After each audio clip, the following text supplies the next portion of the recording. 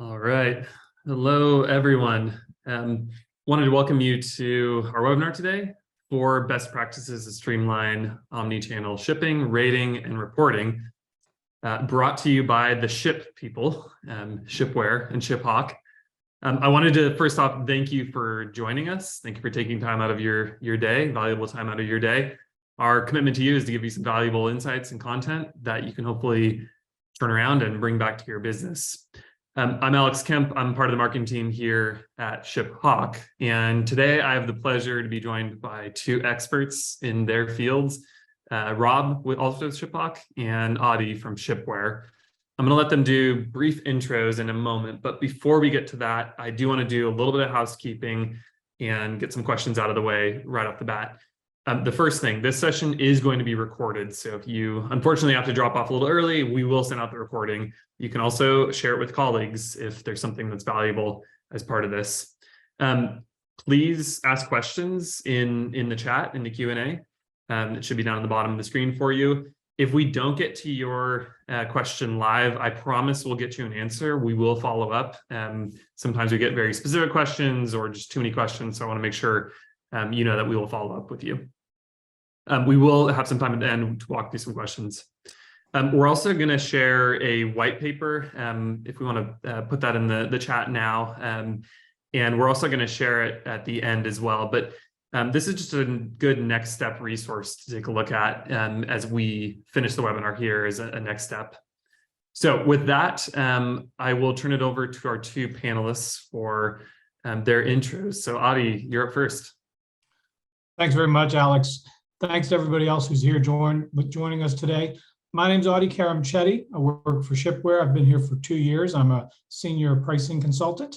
Prior to that, I spent 18 years at FedEx, both in sales and pricing, working with shippers, trying to get the best deal for themselves and their companies, and then working in the pricing department, trying to get the best margins possible for FedEx. Very excited to be here today and discuss some things I think will be helpful to everybody listening, both from Shipware and ShipHawk.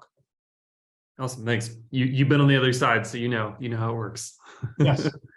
Perfect. All right, Rob. Yeah. All right. So good to see everybody here. I'm Rob Myers, Senior Solutions Consultant here at ShipHawk. My role here, been here about 4 years. Spent most of that time on the pre and post sales side, helping our prospects and customers feel good about potential solutions and making sure that we too feel good about those solutions. So looking forward to chatting today. Awesome. Thank you both. All right. So I'm just going to provide a quick overview of the content before we jump into some questions. I've got a lot of questions for Audie and Rob here, but wanted to give you guys some detail on what we're going to be going through, what we're going to be covering.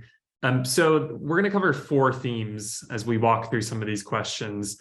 I'm going to ask Rob and Audie to go a little deeper into all these themes and deep dive, but the 4 themes we're going to cover is first, the technology that you need to support a multi-carrier approach for shipping fulfillment. Second theme is going to be how to secure carrier agreements that best meet your specific needs. So Audie's going to dive into this in some detail. The third thing is how to implement business rules to best leverage those carrier agreements in your shipping solution. So now you've got those agreements, how do you actually leverage them? So Rob's going to provide a little more context there. And the last thing, which both Rob and Audie are going to talk about, is what metrics to analyze and optimize for shipping spend for efficiency. So what metrics should you really be focused on? And that's obviously an important, you can't improve what you can't measure. So we'll talk about that towards the end. And before we actually jump into questions for Rob and Audie, I did want to ask some questions of you, our guests today. We're going to pull up a poll here quickly with a couple questions. And what this is really going to help, it's going to help our panelists really kind of tailor their questions to you. So I'm going to give a moment for you guys to just fill out the answers there. While you're filling in those answers, I'm going to do a quick shameless plug. If you are running NetSuite and you'd like a chance to win a free trip to SuiteWorld, which is their big annual user conference, it's taking place 2 months from now. We are giving away a free trip. So we're going to paste a link in the chat there. If you want more details on how to actually be entered to win, click that link and follow through on the steps there. So let's just give one more minute for some answers to come in here.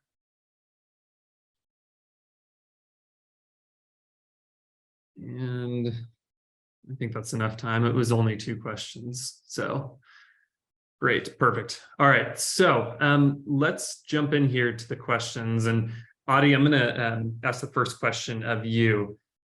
What's the biggest concern shippers usually have prior to implementing a multi-carrier strategy and operation?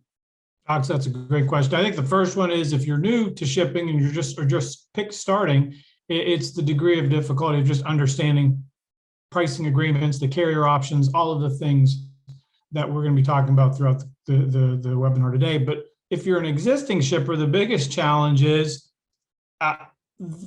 who to pick, because you have revenue commitments. So all of both UPS and FedEx, since everybody's primarily shipping with them, they have a revenue target you have to hit. And if it's an express shipment, an air shipment, almost all the time, all of your discount is based on how much you're spending. So trying to develop a multi-carrier strategy becomes difficult because one of the first things that could happen is you're going to reduce your existing discounts with carrier A if you try to move volume to carrier B and diversify. Okay, perfect. And a quick follow-up question too. What do you need to know to secure those carrier agreements? And I think there's a lot you want to know. These are a couple items that I think are helpful just as bullet points. One of the things to keep in mind is one, it's the spending targets as previously mentioned. You have a FedEx or UPS are going to set a spending target of $100,000 annually, for example, and you have to hit that target. And it's a rolling average based on 52 weeks. However, it doesn't incorporate all of your spending. Certain surcharges are left out. It's very hard to keep track of it. Unfortunately, the only way you truly know what you're hitting is because they tell you if you're meeting the target or not. There are also penalty clauses you're looking for. They will basically charge you if you leave FedEx or UPS before a certain time period, they're going to charge you a penalty fee. Surcharges. They'll give you concessions on surcharges if you ask. If you don't, they will not. Sometimes they will give you concessions on surcharges you don't use, but they're telling you that they've given you this concession. You don't realize you're not using it all. Using that particular surcharge, you're not impacted by it because you can't go into that great of detail on your invoice, looking at every single shipment to see if the surcharge applies to you or not. Related to surcharges too, as well as the penalty clauses, there is term. You may have a concession on a surcharge for 24 months, for 1 year, but the rest of your agreement continues to roll and is active, but you don't realize the surcharges expire until you see a jump in your bill because now something you had a 50% reduction on no longer applies. And lastly, one of the keys to look for is the money back guarantee. Since COVID, FedEx and UPS have really reduced the benefit of this money back guarantee. It doesn't apply for ground shipping. They have partially restored it for next day air shipments and some international services. It is beneficial to have. If you do use those services a lot, you can get credits. Keeping track of those credits is something that's difficult to do, but again, having that eligibility is helpful. One of the other things related to that is a certain amount of complexity. We talked about that. I mentioned that earlier. This is an example of a FedEx agreement. Doesn't show the customer it applies to, but as you can see, it is 42 pages long. It is divided into multiple sections. Within each of these sections is a large amount of legalese. There are also different criteria and gates and hoops you have to meet in order to qualify for what they're offering here. And this is a fairly standard agreement. This is a comprehensive one, so it covers all of FedEx's services, but you have a day job. It is not understanding this agreement. And that's one of the real challenges you have, is trying to interpret this and making sure you know what discounts you're actually getting. Perfect. Yeah, makes a ton of sense. Okay, so let's say you've navigated that. Obviously, there's a lot to navigate there. 42 pages of the agreement. Rob, a couple questions for you next. What technology do you need to have in place to support a multi-carrier shipping operation, and what do you need to know before setting up the shipping solution? Sure. I think the easy answer is ShipHawk. That's a shame. That could be a shameless plug, but ultimately, you're looking for a solution that is fully integrated with your entire tech stack. And when I'm thinking about tech stack, I'm thinking about all the different customer touch points when you think about shipping, packing, fulfillment in general. So you need a solution which can create positive, predictable, and correct outcomes with an e-commerce platform, a place that we hang out a lot, helping our customers, returning those best rates and best experience back to those platforms, and leveraging our full algorithms of automation, helping that process out. You also need You also need a solution of which is one that's going to help you drive the right decisions at the time of packing, packing and shipping as well, which is also something we can most definitely help out with as well. Can you go into a little more detail there around how does a TMS actually allow you to streamline shipping with multi carriers? Carriers? I kind of lost my train of thought on that a little bit, so thanks for jumping in there. No, so the whole idea here is that of course you're going to have these wonderful agreements that your shipper can help you out with at the end, help you out with, which we're talking about as well. But ultimately, those are just rates at the end of the day. You want to actually use them correctly.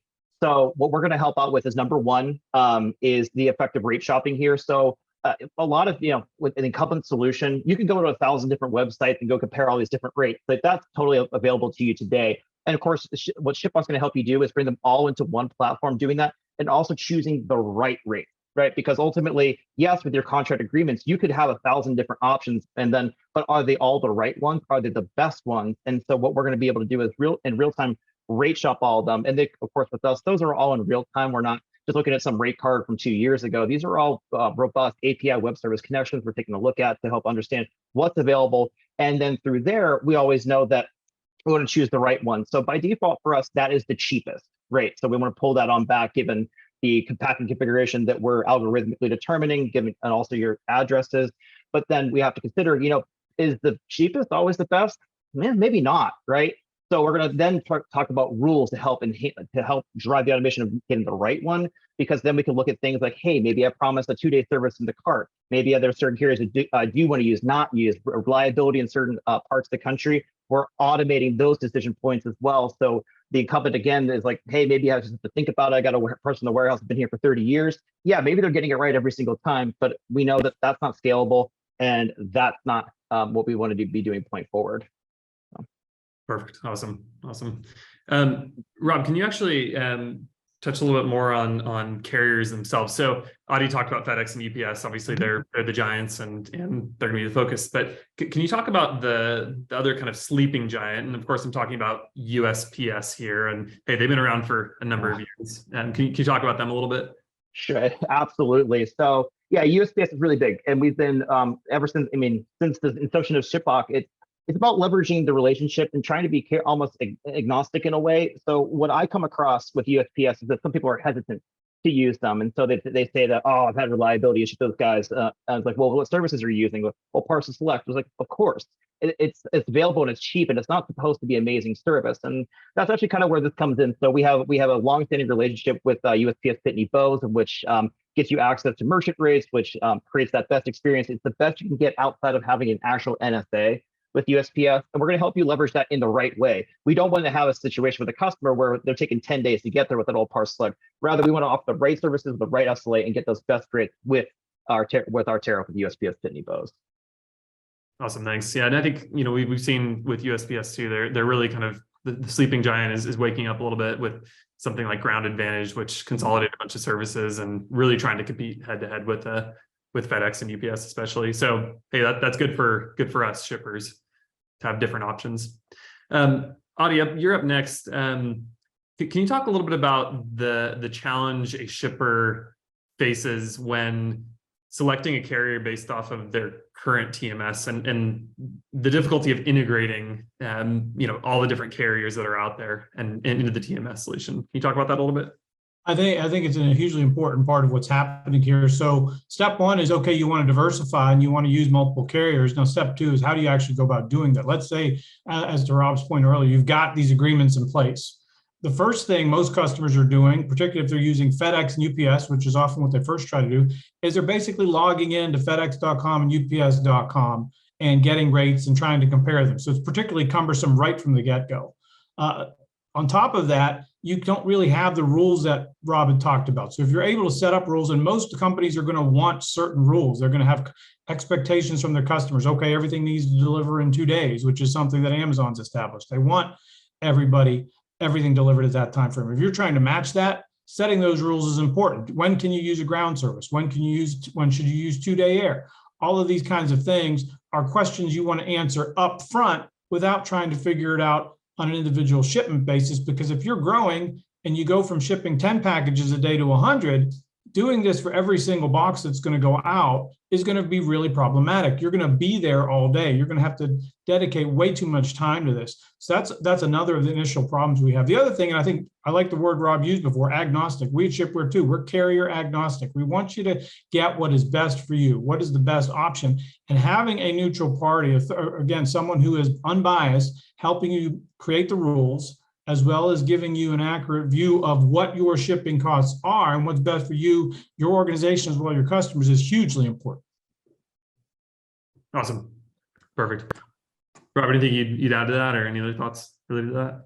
I think audience captured that quite well and eloquently stated the where we're helping out. Again, we're helping you. Like, we're not tied to any carrier. We're not trying to make our friends at FedEx happy. We're here to help you guys out and to do it in the right ways. Instead, like going to 1,000 different websites, not a great thing. It's overwhelming. How to use the tools. That's what we're automating. Is guiding you to the right outcomes given the immense variability of the entire world of shipping.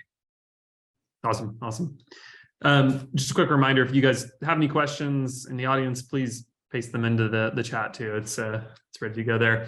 Okay, so the next question actually is for both of you, because I think it's super relevant. And I think you guys see different flavors of this, whether it's more on the consulting side or the actual shipping solution side.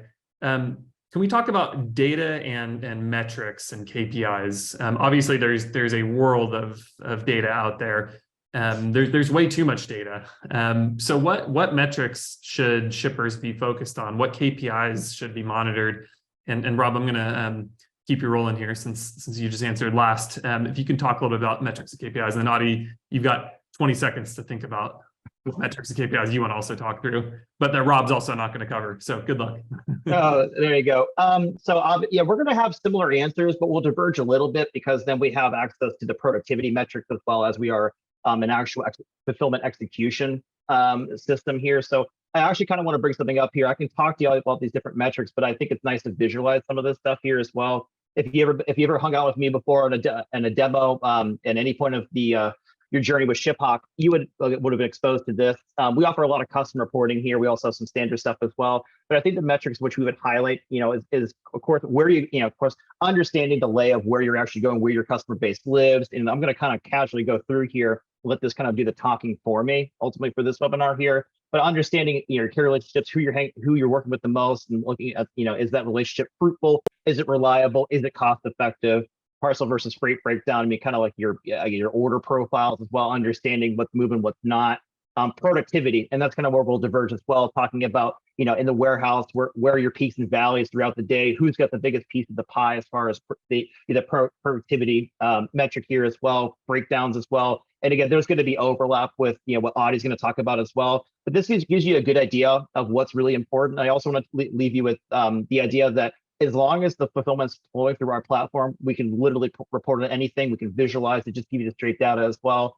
So I know it's kind of an ambiguous, broad answer here, but there are a lot of metrics, and what we're going to help you do is that what you want to track is subjective. Situation does dictate. We're going to help you understand what you should be tracking already, and what if you're not tracking something already as well. We're going to help you identify that as well to help you get more insight into the business and grow the empire, if you will. So that's my take on it. Thanks, Rob. Yeah, it makes sense. And obviously there are some metrics that are going to be very tailored, and finding that balance between, hey, these are best practice metrics you should be looking at, and some stuff you should have eyes on, but also too, your use case is very specific. So let's set up some custom reporting that matches what you want to see every day. Perfect. All right, Audie, how about you? What are the best metrics and data to monitor and visualize as a team? One of the challenges is exactly what Rob just showed. You have so much data that's related to your shipping profile that you can't really process it. You're not able to do that. So ultimately what you want to do is you want that data that Rob just provided, because that's your way to negotiate with the carriers. That gives you tremendous leverage. Short of having that, one of the things you're trying to do is looking at the data you do have. One of the things that carriers provide you directly are your spend numbers, your rolling average. There are oftentimes that these agreements, when they get loaded, they don't get loaded properly. There are also things where the carrier just don't take into account spend. So you want to focus on those factors. You want to laser focus on your invoice. It'll tell you when you could do a Control F search on your invoice for earned discounts on a FedEx invoice. It'll tell you where your spend is. Usually on the second or third page of the UPS invoice, it'll tell you what your rolling average is according to the carrier. And that's really important, understanding your discounts based on what they think it is. Now, if you have something like ShipHawk and it's indicating those numbers don't match, that's just something you can go back to the carrier and say, hey, you guys are missing some of my spend, and I'm not getting the discounts I'm supposed to be getting because this data is off. And so I think that's another of those areas where really the biggest one I'm looking at if I'm a shipper is the spending target, because that's where much of my discount is being derived. Okay, perfect. And Audie, I'm actually going to keep you rolling here because I think this kind of segues into our next question for you, which is, okay, now you've been through the full life cycle, you've got the agreements, you got them in the platform, you're actually shipping, and you've got numbers on the board. Can you talk about how often and then how you should go through the process of really diving into carrier agreements and analyzing, are they effective? Are you getting the most out of them? How do you improve that? Can you walk through the thought process there? Absolutely. I think the first thing, as a rule of thumb, you want to audit these, review your agreements with your sales reps at least once every 6 months. One of the things that happens too is if your organization is growing and growing aggressively, then you want to look at that even more frequently, because one of the things that's going to be happening is you're going to be exceeding these spending targets. And one of the things the carriers will not tell you is if you get to the top spending tier that they've set, they won't tell you you're exceeding it. They're not going to come to you and say, hey, we're going to give you some more discount and give you new spending targets. You have to be the one to go to them and say, listen, I know something's happening here. I know I'm at the top of my spending tiers. My discounts aren't improving. What's going on? The other thing you need to look at is every year they have a rate increase. Another reason to look at this every 6 months is there's a rate increase every January. And you want to understand your impact. Your rates are going to go up faster than you might get concessions from the carriers. There are things we can do depending on your size and scope to help you limit the impact of those rate increases, but they're going to happen. And in fact, the rate increases on shipping go up at a slower rate than the surcharges. So even if you get some concessions on your shipping discounts, your surcharges are going to go up at a faster rate. Typically, it's something like a 10% rate increase on surcharges versus 6.9%, which is what we've seen the last few years on average for the shipping charges themselves. So there's a lot to happen there. But again, as a rule of thumb, every 6 months, I want my rep in, I want them talking to me. And if they can't answer my questions, I'm going to push really hard. And one of the things you want to do is you want to talk to someone like Shipware to help you evaluate these agreements, because a lot of times there are gaps and holes in there that the reps don't even know about. They don't understand a lot of the things their own pricing department does. That was the battle I had as a sales rep, and was one of the things I found out as a pricing analyst was done oftentimes on purpose. You limited the information the sales reps could give to that they had and that they could then give to their customers because it was better for FedEx. And that's the same way things generally operate at UPS. They do not want you looking behind the curtain. Sneaky, very sneaky. Absolutely. Okay, awesome. Okay, well let's take our crystal balls out a little bit. Obviously, we've been focused on kind of what to do today, but if you could thinking out the next 6 months, and Audie, you just mentioned January and rate increases. What challenges and trends do you see over the next few years, and maybe focus on the next 6 months, especially in establishing a multi-carrier operation? So Audie, we'll let you go first here. What do you see coming down the line for you? I think one of the things we're laser focused on at Shipware is UPS in the short term. Yes, as a lot of people know probably on this call, they're probably impacted by this. UPS almost struck. And it came really down to the wire. It was a week before the strike was going to start that they finally got a deal. And I'm sure that's got a lot of people on this call thinking about what to do in case of something like that, a future event. That strike also has consequences that are going to have to play out here in the next couple of months, because the market generally sees this as the Teamsters having won that negotiation. So they got a lot in the way of concessions. So the question for us internally is, how much is UPS going to have to raise rates in order to pay the Teamsters? And that's one of the things we'll see. And how will FedEx respond if we see a big UPS rate increase? So that's one of the things to be very much aware of. Somebody is paying the Teamsters. It's probably not going to come from UPS's pocket. They're going to try and pass a lot of those costs on to their customers. We don't know which segment, how they're going to do that, but that's something to look forward to moving forward. Another thing we're looking at is capacity's down a little bit because COVID, we had these spikes in capacities. Both carriers expanded their networks. Now they need capacity. So maybe there are opportunities to negotiate that haven't been there the last few years. We're also seeing the growth of regional players And I think there's a real opportunity when you talk about multi-carrier solutions. That's something you want to consider, particularly if you do a lot of shipping within about 500 to 1,000 miles of your shipping origin point. There's real opportunity there to get really good concessions and really good service from a regional player that can put pressure on the national carriers and who oftentimes do not require spending targets.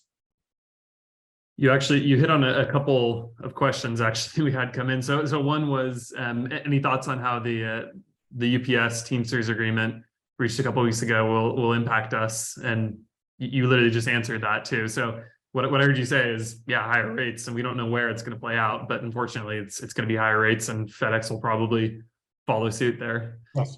So, from a regional player perspective, we also had a question around this. Can you dive into that a little bit more? Obviously, we're talking about the big guys here, and FedEx and UPS and USPS. Can you just provide a little more insight on how you guys look at the regional players? Them not having spend targets is kind of interesting, and seems like there's a potential opportunity there. Yes, and I think this is where, again, working with a shipware to understand those opportunities, and then with the ShipHawk to really capitalize on them is something that should absolutely be part of your strategy. Because one of the problems with, or benefits of, I should say, FedEx and UPS is they are a duopoly. They act like a duopoly. They match each other on pricing. So there's a lot of coordination there. But if you bring in a regional player who's offering you discounts, straight discounts, potentially just net rates, then how your rates look, a zone 2 1-pound shipment, you're going to see dramatic differences there on cost, because the regional player is going to want that volume more. That's where they're competing strongly with FedEx and UPS. So I think, again, and regional players are just that, regional. So if you're in the Southwest, you've got options like GLS is an interesting one. There's another one. OnTrack has merged with LaserShip. So this is something that's happened over the last year. We're seeing that play out, and that's something where they have not national coverage, but they're able to go to some degree coast to coast. They do have some capacity throughout the country. There's some interesting opportunities there. There are also other regional players like Lone Star in Texas. OnTrack's expanding into Chicago. So there's a lot that you can do depending on where you are and what your shipping profile is. And it's something you absolutely should look into or discuss with someone like Shipware to understand if that really is an opportunity for you. Perfect. And I actually have a follow-up question for you based on that. If you have certain requirements that you need to hit for a FedEx or UPS agreement, but you look at some of these regional players and you go, actually, I need to move some volume there. How do you kind of balance those two? How do you find a happy medium between those two and ultimately save money on shipping costs? And that is the key question, Alex, isn't it? I think one of the things you're looking at is really, if you understand your spending tiers, assuming you have them, and not all UPS and FedEx shippers have them, but the vast majority do. As long as you understand that, then you understand how much you can move. So if you have a $100,000 target you have to hit, but you're spending $150,000 according to the carrier, well, then you do have $50,000 worth of volume you can move. And that's one of the things you want to start looking at. And that's step one. So that's part of the strategy, is trying to, again, understand how do you move things. The other thing at the same time is part of the negotiation is you're talking to FedEx and you're saying, or UPS, and saying, listen, you guys need to help me here because you're incentivizing me to move this volume. That's why understanding your agreement is really key. If you have a penalty clause, then how you approach moving that $50,000 worth of volume may potentially change because of how the penalty clause is structured. So again, there's a degree of difficulty here depending on the complexity of your agreement that you want to have. Again, make sure you're dotting your I's and crossing your T's, but there is real opportunity there. And one of the things to do, especially if you're a new shipper, is to implement a strategy of being diversified from the beginning. That allows you to avoid a lot of these diversity pains that you're going to try and create later on when you're locked into one carrier to try and maximize the benefit of your discounts. Because one of the things we see is both carriers give you very limited increases in discount despite massive increases in spend. You may go from a 50% discount to 51% by increasing your spend $1 million. We definitely have seen plenty of examples of that. Gotcha. Yeah, makes sense. So be careful, basically, is what I'm hearing you say. Proceed with caution. Makes sense. Okay, Rob, how about you? What do you see coming down the pike? And we're moving to peak season. We actually had a question on peak season too, which I'll cover in a minute here. But any thoughts or advice on the what's coming down the pike? I mean, obviously the peak season and thus with the volume increase as well. And I think that with that, I think it's just this impetus of needing the automation, needing to get this right, because that's the time of which then it's going to hurt the most if you don't have a system in place to be able to manage, these rates, and hopefully that amazing 1% discount you're getting because you're so rich in volume. I think that's the biggest thing. It's just being prepared. I see, the storm's coming, right? And then getting the systems in place at this point. We're talking to a lot of prospects today who are looking to get that in at this point. I'm not seeing I'm seeing an opportunity to get it right, and I'm also seeing the idea that if you don't, not going to be super fun either. That's kind of my take on the immediate closing out of this year. Is it too late? Oh, it's never too late. The best time was 6 months ago. The best time is now, like planting trees. So makes sense. Audie, I'll actually ask you the same question here too. As far as peak season and kind of what you see coming, obviously we talked about kind of the next 6 months out, but peak season it's starting soon, a couple months from now. Any thoughts or advice around peak season? I think one of the things is these surcharges, like peak surcharges, they're negotiable. I think a lot of times we think they're not because they're called peak season surcharges. They apply during a particular time of the year because the carriers have more volume than they usually have. That doesn't mean you can't negotiate them. That's something we absolutely would recommend that you push for. They also make it complicated to understand whether they apply to you or not.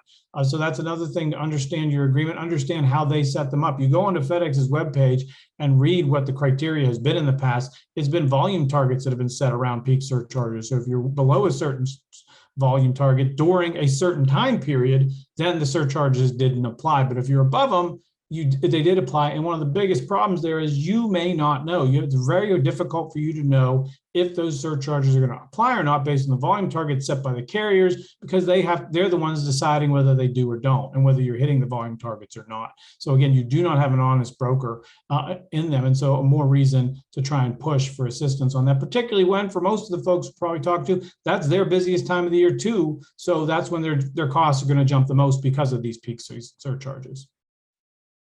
Makes sense.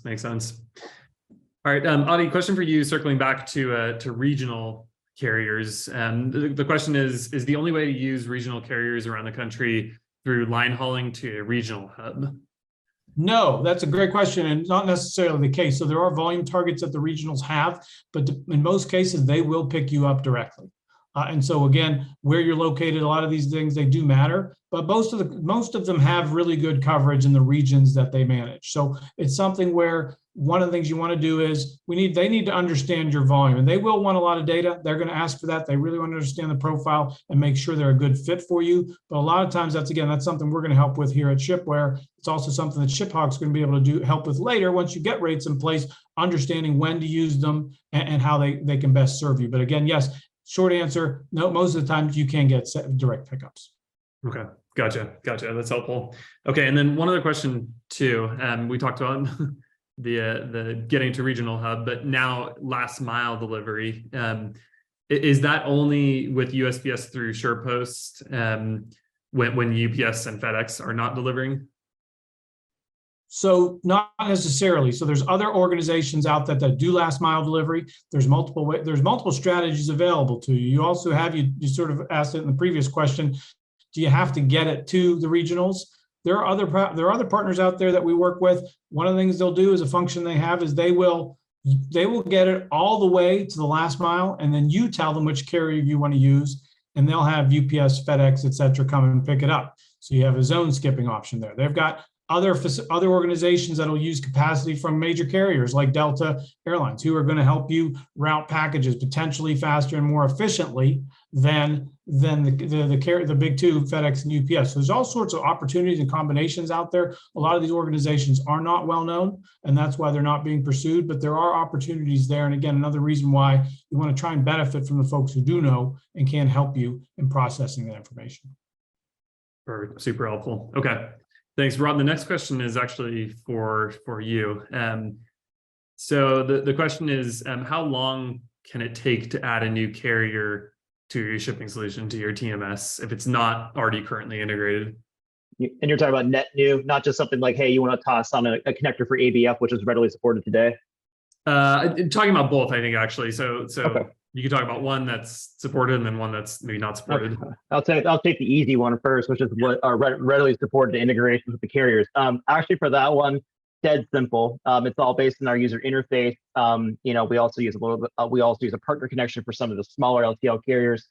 It's either hands off, we do it for you, or if it's in our UI, it's all tile based. You just toss in your API credentials. If it's parcel, you just toss in invoice information as well. I would say you're spending 30 seconds to get it done. So that's the good news on that side. On the other side, as far as integrations for non-integrated carriers, we're focused on the scale, really on scalability. And so with that, we want to build robust connections that are reliable. What we don't want to do is just toss in a rate card and something kind of half-baked, if you will. So rather, the opportunities, I'll talk about LTL first. We can explore opportunities with partners to get that done. We have a robust network there. As far as integrations, that timeline is not too bad. On the parcel side, we might as well go all in-house. So situation dictates. So would always love to have a conversation with myself and our product management team as well to talk about that, because again, depends on who we're talking about. Some carriers are absolutely technology companies like FedEx and DHL and the sort. Some, the regional LTL carriers, they're still working off the email. So always happy to have that conversation, but we're going to try to make it as easy as possible for whomever it is. Perfect. And actually, you led into the next question here, which is around LTL. Obviously, we've been talking a lot about parcel, but LTL also plays a role here. And whether it's on the big news of the last couple of weeks with YRC and Yellow and going bankrupt, obviously there's implications on that too. The UPS Teamsters strike was not the only news of the last couple of weeks. Rob, can you talk about, from the question here, what is the best, most affordable way to integrate LTL shipments into a platform that is primarily parcel? So primary parcel. So let's say that you already have, like perhaps you have an existing agreement with one of the big guys, maybe it's FedEx Freight, T4 Freight, whatever. That's a seamless transition. It flows through our platform just like parcel does. That's one of the core competencies. It's a solution of which feels the same no matter what the mode of shipment is, be it LTL, parcel, going international, whatever it is. So that's the easy one. As far as getting into LTL saying, I want to start dabbling in it, so my order profile has changed a little bit. And I'm sure Audie's going to have a take on this as well. But ultimately, for us, we can help out in a couple of ways. So as far as we have partnerships on, direct ones with Worldwide Express and C.H. Robinson as well, and Transact as far as, talking about freight brokerage. At the end of the day, getting you access to a ton of different carriers that are brokered through them. We can make that introduction. So we're helping out on that side. As far as finding a net new, as well, as you know, it's a wild world and the negotiation on your own end. Yeah, you have a lot of data as well, but if Audie, you want to jump in or anything like that, that they absolutely can help you out there as well, as far as on the negotiation side, getting there and managing those conversations to get the best outcome for you.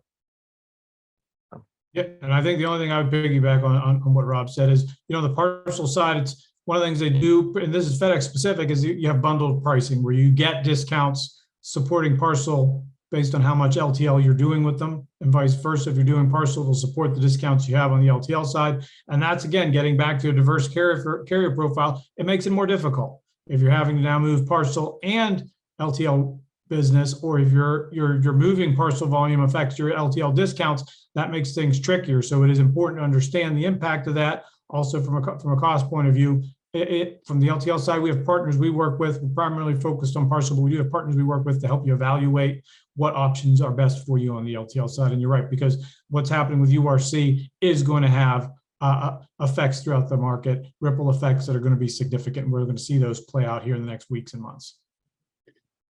Yeah, you don't remove a player that had 30,000 employees and not see ripple effects.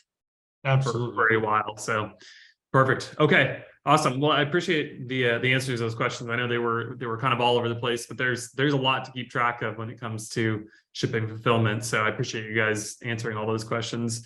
I'm not seeing any other questions. So I think at this point, I want to thank both Audie and Rob for the engagement here and really kind of diving deep. Obviously, there's a lot of information being thrown your way. There's a lot of data. We would love to help with that.